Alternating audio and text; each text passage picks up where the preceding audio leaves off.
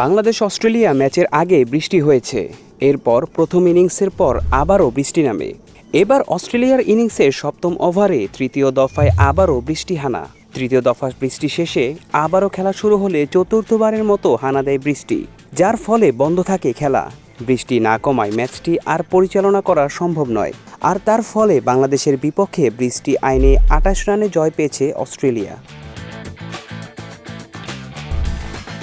শুক্রবার ২১শে June sir Vivian Richards স্টেডিয়ামে টসে হেরে শুরুতে ব্যাট করতে নেমে নির্ধারিত ২০ ওভারে ৮ উইকেট হারিয়ে ১৪০ রান করে বাংলাদেশ। জবাবে খেলতে নেমে ১১ ওভারে ২ বলে ২ উইকেট হারিয়ে ১০০ রান তোলে অস্ট্রেলিয়া। এরপর বৃষ্টিতে আর খেলা চালিয়ে যাওয়া সম্ভব হয়নি। আর তার ফলে বাংলাদেশের বিপক্ষে বৃষ্টি আইনে ২৮ রানে জয় পেয়েছে টিম অস্ট্রেলিয়া।